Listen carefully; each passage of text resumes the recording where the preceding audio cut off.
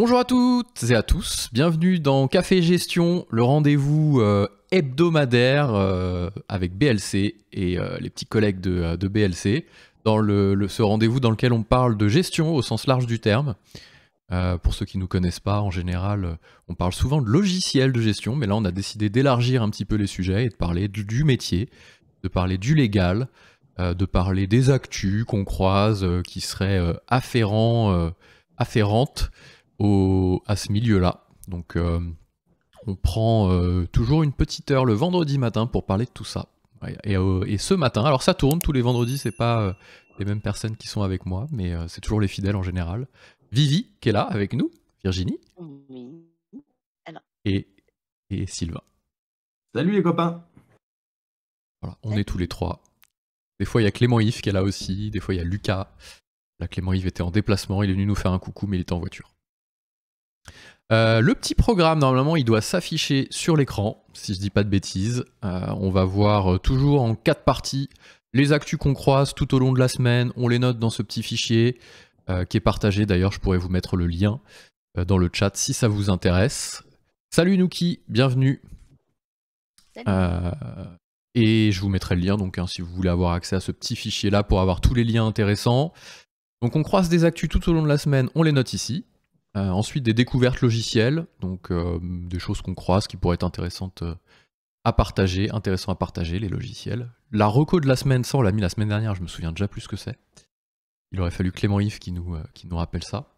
Et le petit débat, donc toujours en 4 temps, on essaie de tenir ça jusqu'à 9h30 à peu près, et après, comme ça tout le monde peut vaquer à ses occupations. Intro beaucoup trop longue, on attaque avec les actus. Donc il y a 2 sujets là, très légaux. Indemnité carburant et taxe à l'essieu. Le premier, c'est l'indemnité de carburant. Qui veut en parler? Ça comme sujet. Hein.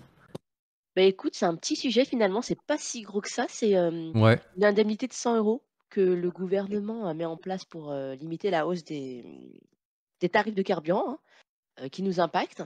Et en fait, on peut faire une demande jusqu'au 28 février uniquement pour pouvoir bénéficier de cette taxe. Tout le monde n'est Ouais. pas éligible.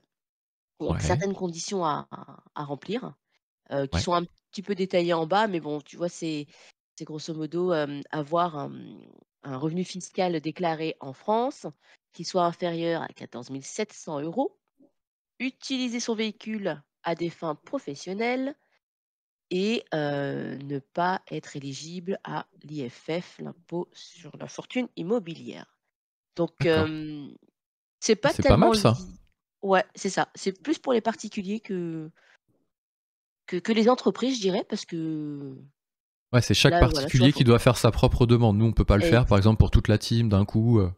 Ouais, non, c'est vraiment le particulier par rapport au revenu fiscal qu'il déclare, peut en bénéficier ou pas. Et donc ça, c'est vraiment jusqu'au 28 qu'on peut faire la demande, 28 février. Donc on a D'accord, un donc petit mois, ouais, il reste un mois, quoi, j'allais le dire. on est concerné. Et donc, il faut pas que la limite de 14 700 € par part. Donc, il y a un calcul à faire avec le nombre de parts, les enfants, les conjoints, les conjointes.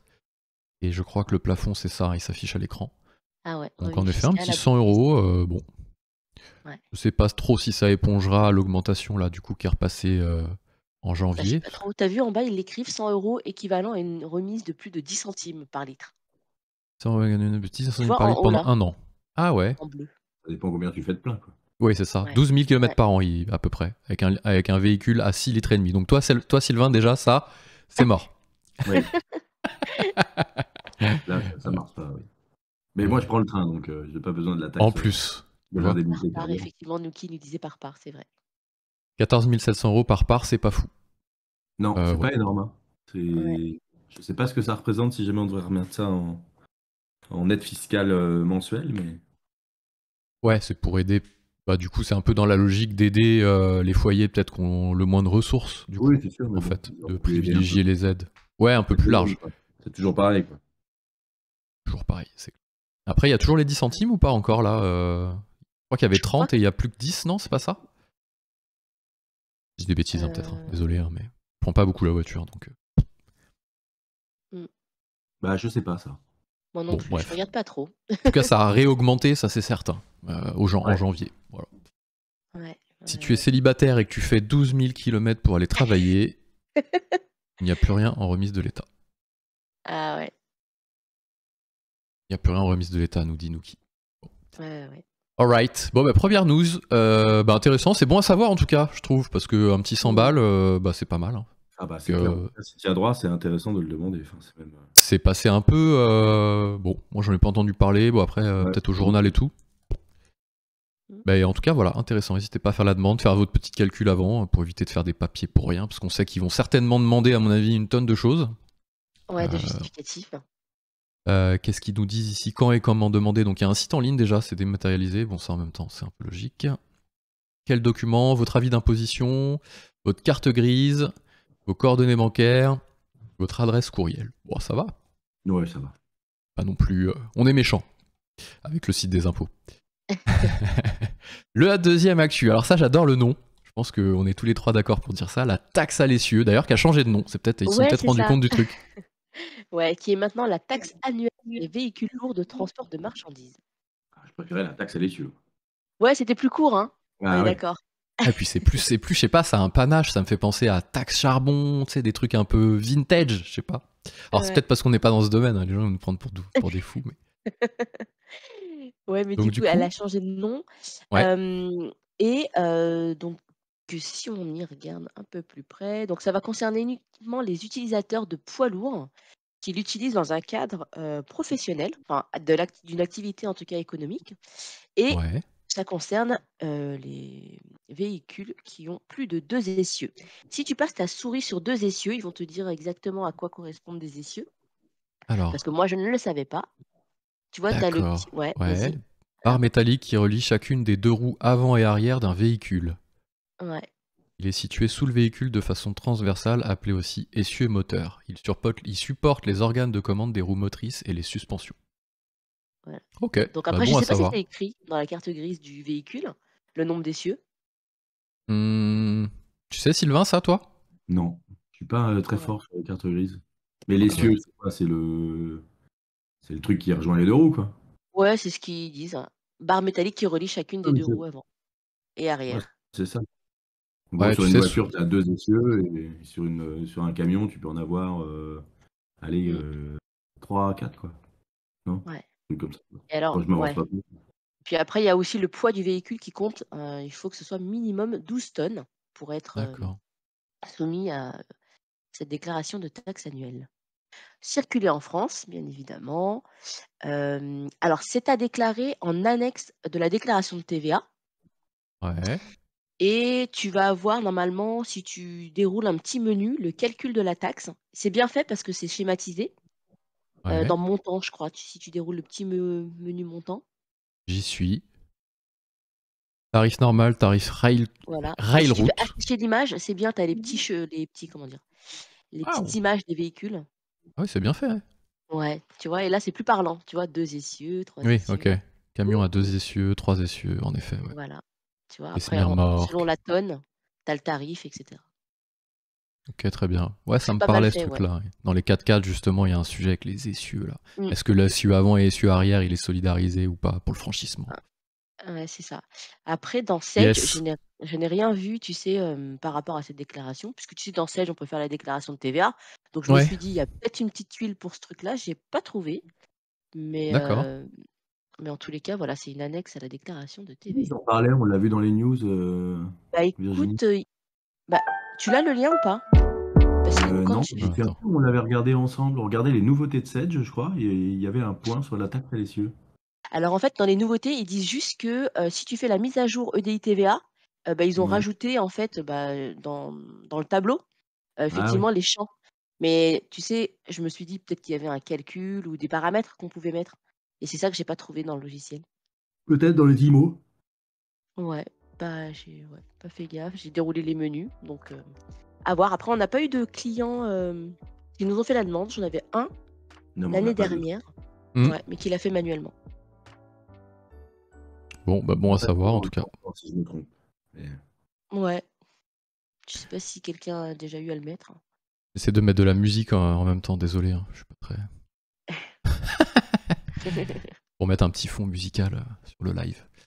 Ok, taxe à l'essieu. Bah voilà, c'était les 2 news un peu légales. indemnité carburant, taxe à l'essieu. Après, on passe sur des news un petit peu plus générales sur plutôt le marché des logiciels, notamment des logiciels de gestion. Je sais pas, pardon, j'ai peut-être coupé un peu vite si vous vouliez préciser des trucs sur ces deux. Non. Non, ça roule. Eh ben top.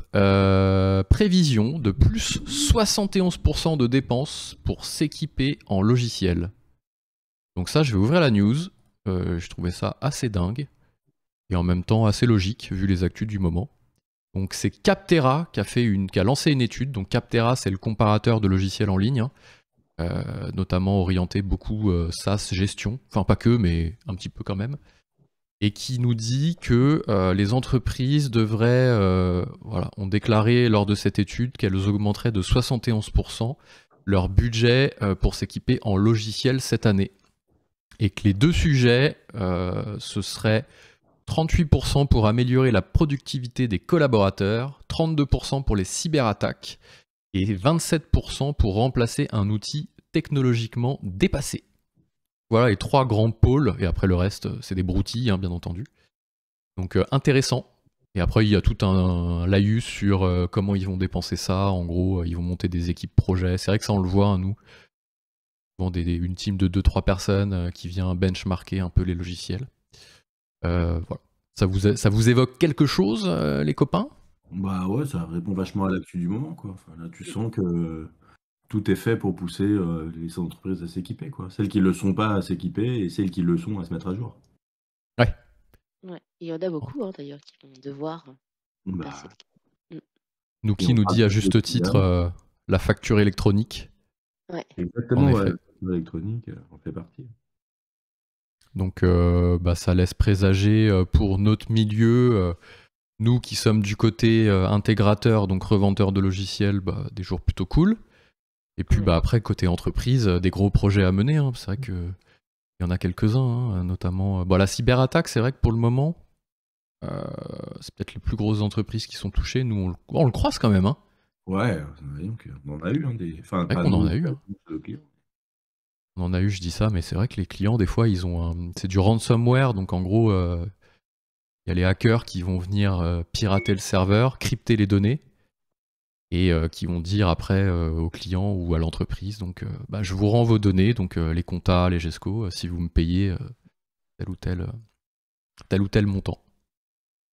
Et donc nous, on arrive en secours derrière et on remonte des sauvegardes et on essaie de les dépatouiller sans qu'ils aient à payer. Ça nous est arrivé au moins 2 fois récemment, là.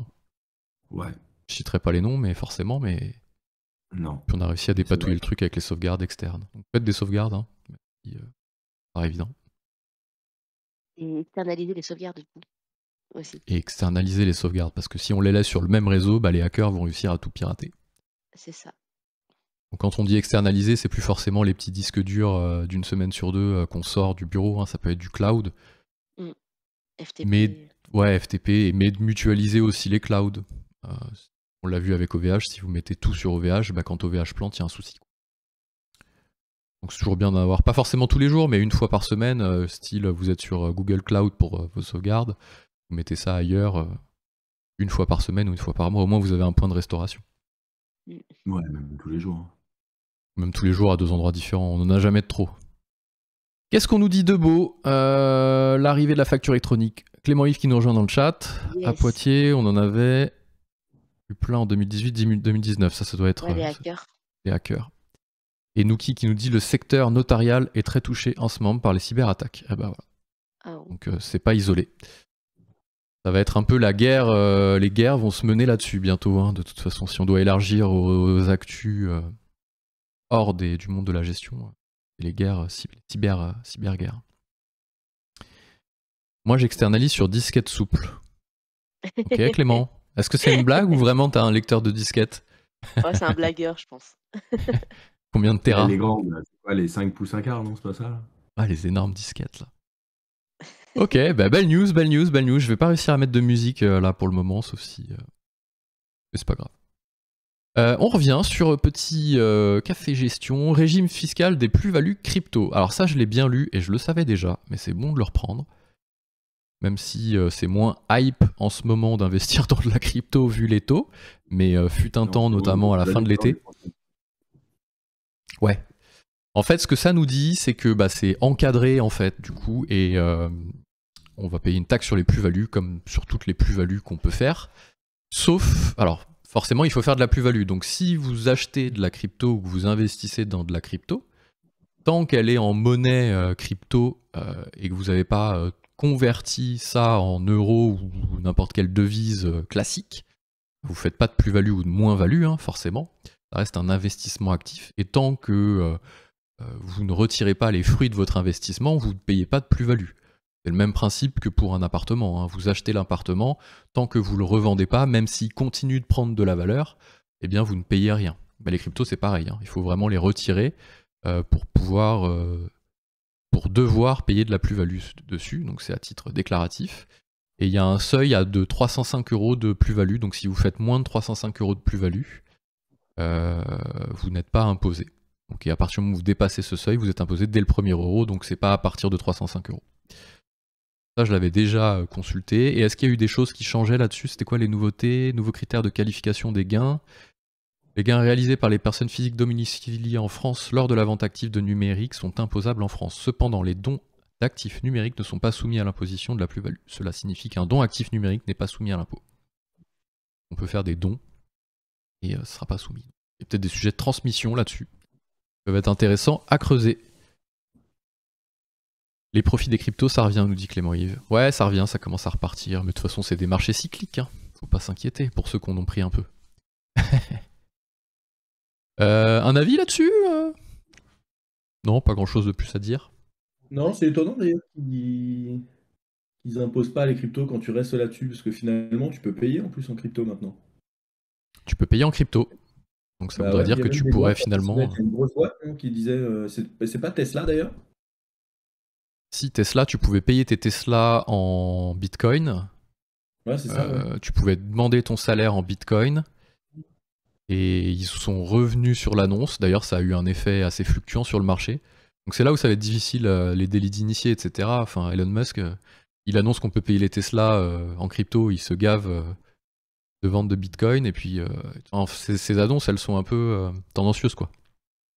Mais bon, bref, on n'est pas là pour parler de crypto. Coucou Clément. Salut Clément-Yves. Salut Clément. Je voulais juste ajouter un tout petit truc sur le débat de crypto. Les cartes bleues qui payent en crypto, en fait, si tu payes avec ta carte bleue qui va... Ouais, elles convertissent. C'est considéré comme un retrait. Et donc, c'est potentiellement, il faut déclarer si tu as eu des bénéfices.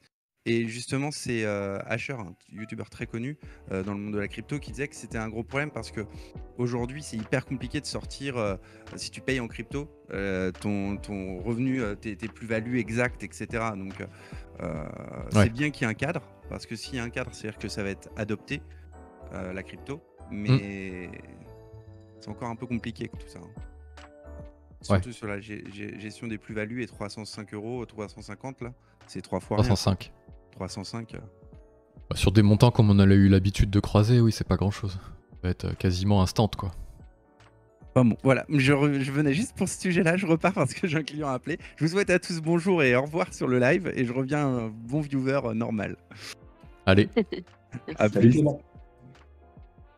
Alors, Nuki nous dit déjà que c'est compliqué quand tu fais beaucoup d'achats de revente. Ouais, c'est pas facile à suivre ces trucs-là, en effet. Bon, après, ça dépend si on paye de Bitcoin à Bitcoin. En fait, parce qu'en effet, ce qu'il dit, c'est juste, tu peux payer, c'est des effets d'annonce qui font les boîtes qui acceptent le Bitcoin. Et finalement, tu transfères ça au moment où tu payes, il y a un taux qui s'applique et du coup, tu fais une plus-value par la force des choses. Maintenant, tu peux payer des choses en Bitcoin, hein, notamment le dark web, ce genre de choses. Bref, donc c'était la petite actu intéressante aussi. Nouveauté entreprise, là il y en a plein. Ouais, il y en a tellement que... C'est quoi qui est intéressant là-dessus? Ah bah vas-y. Uniquement. Ouais.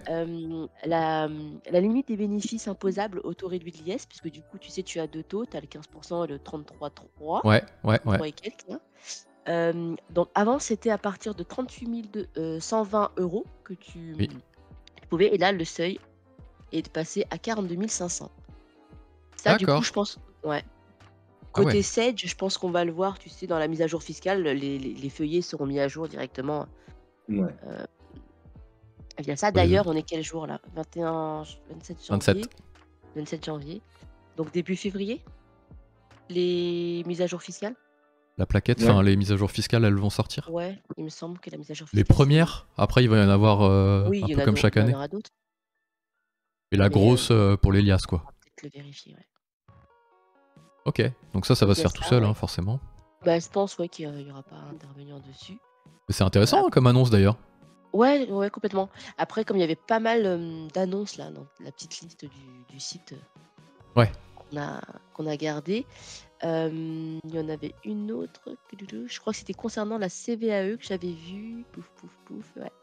Ouais, Que réduit de c'était moitié. réduit de moitié, ouais, le taux d'imposition en 2023 et en 2024, suppression totale. Et ça, je savais pas, donc je l'ai appris là Ah ouais.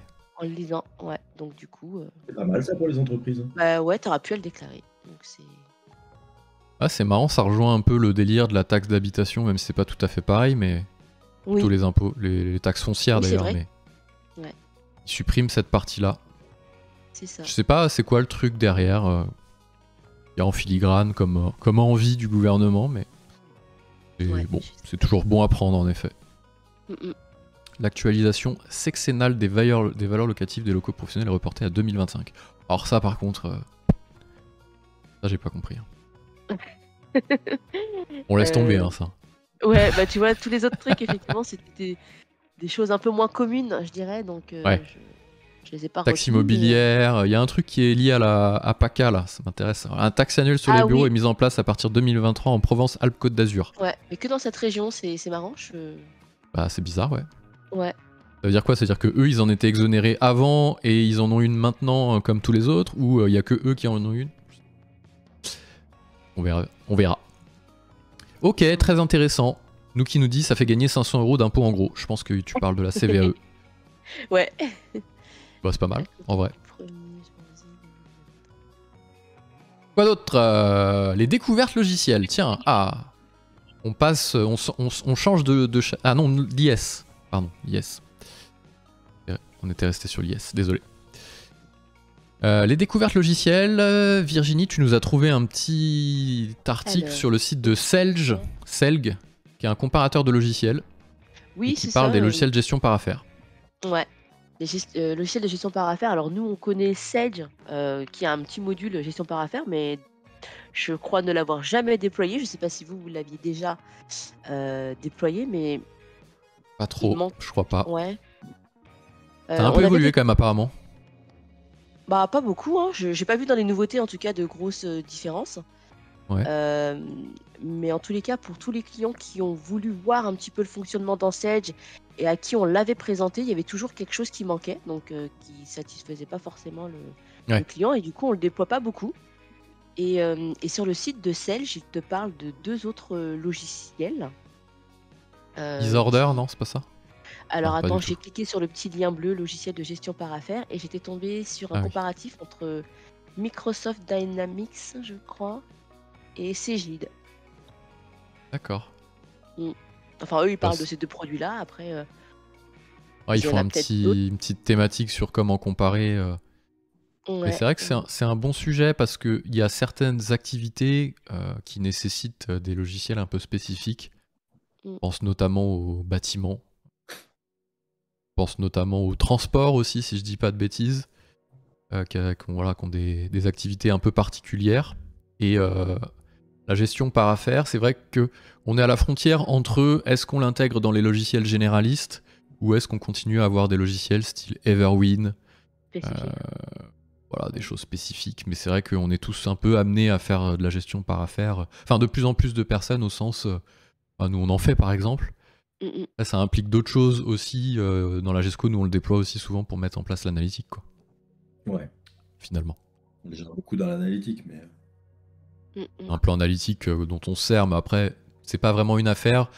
En fait, le petit rappel, c'est de pouvoir avoir un centre qui nous permette d'affecter les dépenses et les recettes et d'avoir des résultats derrière par ce centre-là. Donc, qui peut être un projet, qui peut être un chantier, qui peut être l'on veut, et de se dire combien je dégage de résultats sur ce pôle-là.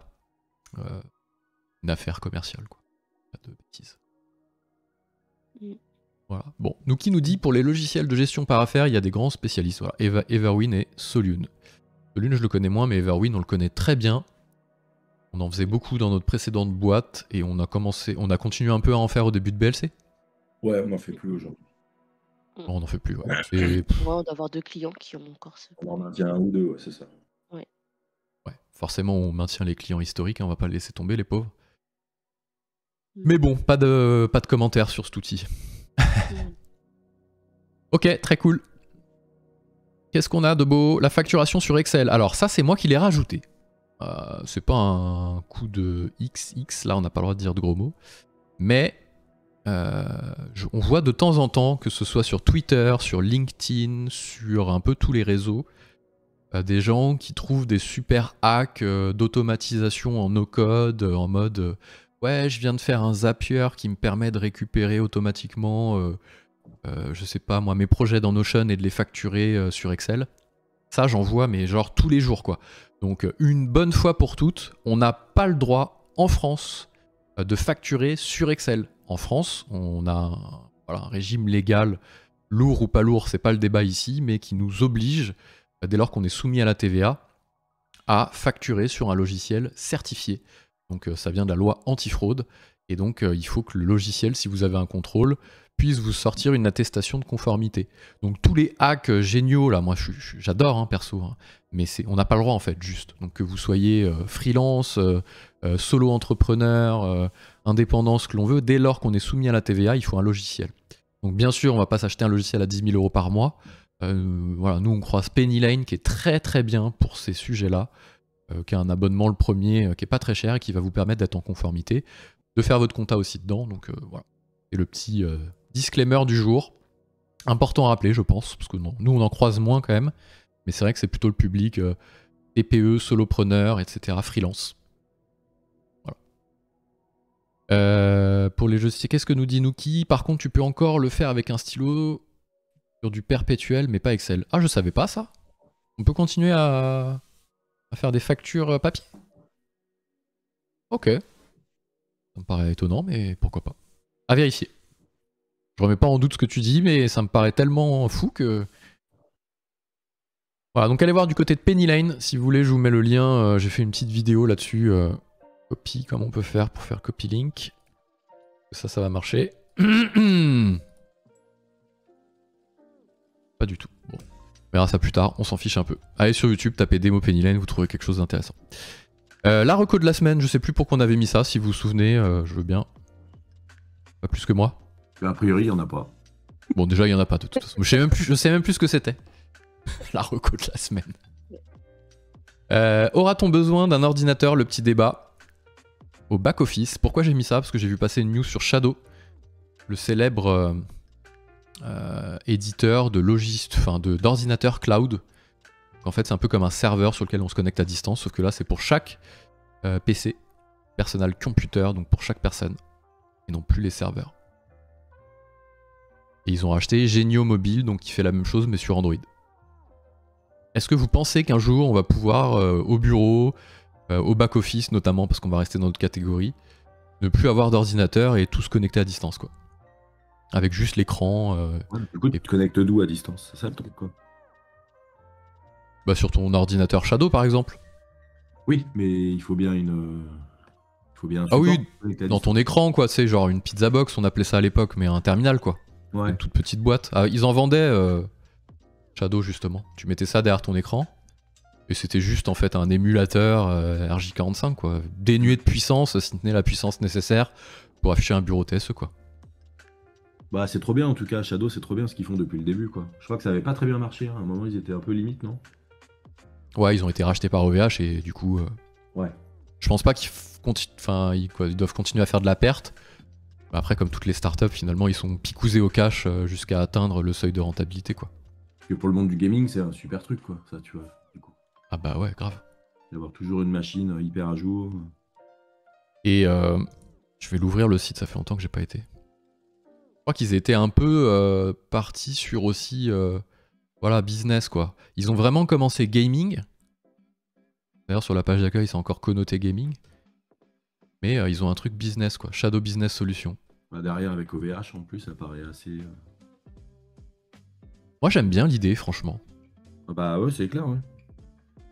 J'aime beaucoup. Le fait de se dire, en fait, je me prends plus la tête avec l'aspect matériel des choses. Et j'ai un ordi toujours à jour. Voilà, je sais pas. Donc on le voit déjà, hein, certains clients ils sont en terminaux. C'est très rare, honnêtement. Après, la question se pose de la propriété, c'est toujours un peu... on y va vraiment à fond la caisse, quoi. On sera jamais propriétaire de rien, on fera que de la loc, en fait, quoi. Ouais, bah là, c'est le business model de l'abonnement, de la souscription, ouais, c'est clair. Ouais, mais tout va vers ça, en fait, quoi. Après, est-ce que c'est une bonne solution? La question se pose aussi, quoi. Tu veux dire en business model ou en propriété des choses ou Propriété, ouais, si un peu tout. Un parallèle avec les voitures, tu vois, par exemple. Est-ce que la location d'une voiture, est-ce que c'est véritablement mieux que le fait d'en acheter une et de la revendre 5 ans après, quoi, finalement? Ah oui, économiquement, ça je sais pas, mais écologiquement, le leasing, à chaque fois tu rachètes une voiture neuve, quoi. Bah, écologiquement, c'est un peu pourri le leasing quand même, quoi. Ah, c'est pourri. Ah oui. Tous les 3 ans, je crois que la durée minimum la durée moyenne d'un leasing, c'est 3 ans. En gros, les gens rachètent des caisses tous les 3 ans, donc ça met des caisses neuves sur le marché tous les 3 ans, en fait. Je suis un peu partagé là-dessus, j'ai pas assez d'éléments. Mais bon. De ma fenêtre, semble pas très écolo. Du coup, pour l'infra, la question se pose aussi un peu, malgré tout, quoi. Ben, faudrait, ouais, carrément, ouais. Après, t'achètes plus de... Tu vois, les ordis, quand ils sont morts au bureau, on n'en fait rien, quoi. Ouais, c'est vrai, ouais. Bah, après, tu peux toujours... les revendre. Ouais, en faire des dons, des machins, des trucs, il y a toujours des gens... Ouais, des dons. Ouais. Là, la première machine, si on regarde, c'est la Spark à 89 €. Dans business, hein, je parle, hein, bien sûr. Des produits, à mon avis, pour les particuliers moins chers. CPU 2 à 3 GHz, 8 cœurs, 12 Go de RAM, avec une Nvidia 1080, enfin l'équivalent. C'est de la VRAM. 250 Go SSD. Windows Server 2019. Ah, c'est des OS serveurs, les bordels. Ok, c'est pas tout à fait ça, donc. Shadow PC. Y'a pas les prix là-dessus? Bah, du coup, 89 € par mois pour un serveur, c'est pas très cher. Hein. Bah non. Chez OVH, ils sont plus chers, non? C'est ça à peu près. Après, j'imagine que dessus, tu n'as pas les couches... Enfin, je sais comment ça se passe quand tu veux te connecter à plusieurs. Est-ce qu'il faut repayer 89 une fois, tu vois? Ils disent pas du tout ce que ça, c'est pour une personne, on dirait. Parce que du coup, il n'y a pas la couche licence TSE, les licences TSE, ouais. Ouais, non, ça, faut les prendre à part après. Ouais. Et tu vois, l'équivalent, j'ai une Nvidia GTX 1080, donc c'est une ancienne, mais sur nos serveurs, quand tu les prends chez OVH, il n'y a pas du tout d'aspect graphique en fait. Ah oui, non, bah c'est clair. Ouais. Un chipset pourri, mais tu peux rien faire tourner dessus, quoi. Donc là, c'est pas mal. Et après, sinon, c'est 30 € le Shadow PC. On en parle longtemps, hein. C'est pas parce qu'on est sponsor ou qu'on est revendeur, hein, d'ailleurs. Juste disclaimer. Hein. Voilà. Ouais, 30 balles le Shadow PC, ça va. Hein. C'est le Shadow PC pour gaming, du coup? C'est le Shadow PC particulier. Ok. Ils essayent de sortir un peu de l'image gaming, même si t'as beaucoup de screenshots de gaming. Après, t'en fais un peu ce que tu veux. Hein. Ouais, bien sûr. Ouais. Tu vois, les ressources pour jouer et les ressources pour designer ou faire du montage vidéo, etc., elles sont un peu mutualisées quand même. Ouais, après, 30 balles par mois, tu vois, sur 2 ans, ça te fait déjà un beau PC quand même, quoi. Ouais, j'ai pas les configs. J'ai pas les configs. Si je clique sur s'inscrire, fais voir ce qu'on a. Ils disent pas. Ouais. Ah, il y a l'onboarding d'OVH hein, dedans, hein, ça y est. Quand tu veux t'inscrire, c'est vraiment la même chose que pour OVH. Qualité peut-être. Ajouter des écrans, 1 gigabit de bande passante. Marrant qu'ils donnent pas la config. Ils sont peut-être sortis justement de ça, qui était un peu embêtant. Esprit config. Plus de l'usage maintenant en fait. Ouais, bah c'est bon. Voilà. Bah ça peut être une bonne chose quand même malgré tout, parce que c'est vrai que de toujours acheter des postes au-delà du fait écologie, hyper écologie et ainsi de suite, c'est un décaissement de cash assez énorme en fait, quoi. Ouais. Du coup, la loc, bah, ça permet de réduire ça un peu, quoi. Même si au final, je pense que t'es pas vraiment gagnant. Mais bon, ça, faudra l'étudier avant de balancer un truc comme ça, mais... Et après, t'amortis, ça, ça passe en IMO, ça, ces trucs-là. Ouais, mais même au-delà de ça, quoi. Enfin, tu vois, enfin, je prends un exemple. Alors après, c'est peut-être un mauvais exemple, mais le Mac que j'ai devant moi, je suis pas certain de le changer dans les prochaines années, quoi, tu vois. Ouais, ça dure un peu plus longtemps. Tu vois, il tourne bien. Et bon, après c'est pas 600 € non plus. Donc, ouais, c'est clair. Mais ouais, t'es censé le garder plus longtemps. Après, il y a toujours les effets de nouveauté, quoi, à un moment. Ouais, c'est ça. Mais sans aller justement à se faire prendre par l'effet de nouveauté en mode de toujours acheter ce qui sort de neuf. Je pense qu'on peut le garder assez longtemps, quoi. Ah ouais, grave. Bah, il tourne. Les gens qui tournent encore avec des Mac, c'est un peu increvable. Et du coup, bon, la question se pose de la loc, tout ça, quoi. En fait, t'as souvent l'impression de faire une bonne affaire et au final, tu vois, j'en suis revenu. Moi, les voitures, j'en fais plus, tu vois, par exemple. Ouais, tu m'avais dit, ouais. Ouais, je trouvais ça vraiment. Et au-delà de ça, c'était surtout. Alors après, c'est ce qui doit pas exister dans ce monde de Shadow et tout ça. Mais c'était la restitution, surtout moi, qui me gonflait au maximum.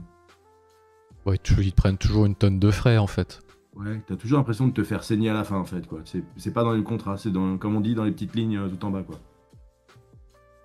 Ouais, surtout que souvent, c'est l'usure du véhicule, en fait. En 3 ans, le truc, surtout quand t'es en Ile-de-France ou dans des villes, t'es obligé de te faire voilà, des petits pets, des machins. Mais bon, du coup, la question se pose pas sur Shadow, mais il y a quand même beaucoup de business models qui se montent là-dessus, quoi. De location de PC, et ainsi de suite. Location de mobile, avec, comment il s'appelle déjà Mobile Club. Ouais, carrément. T'as l'iPhone 13, je crois, bientôt le 14. Tu peux louer ça tous les mois. Après, je sais pas ce qu'ils font des anciens, je sais pas ce qu'ils font. Ça, c'est très bizarre. Mais je pense qu'on tend vers ça, ouais. Bon, bon débat. Et nous qui nous précise que j'ai loupé la config du Shadow. Équivalent... Ouais, non, ça c'est le Shadow Business, ça, que tu nous mets. GTX 1080, 12 Go de RAM, 256 SSD. C'est dans Business, ça, non? C'est le serveur? Ah non, c'est le client. Ok, à 29 €. Shadow PC. Ouais, si c'est le client, c'est pas mal déjà comme config. Ouais, grave. Grave. Faudrait tester. En 30 €, c'est sans engagement en plus, je crois, donc ça pourrait valoir le coup. Plutôt que de prendre des serveurs des fois juste pour faire chez nous un truc de démo ou quoi que ce soit. Ça peut être sympa. Ouais. Bon, est-ce que vous avez d'autres sujets dans le chat que vous voulez aborder? J'ai même pas... Vu combien on était, j'arrive pas à le voir, mais c'est pas très grave. Ah oui, ça met pas la somme des personnes connectées. Non, bah c'est pas très grave.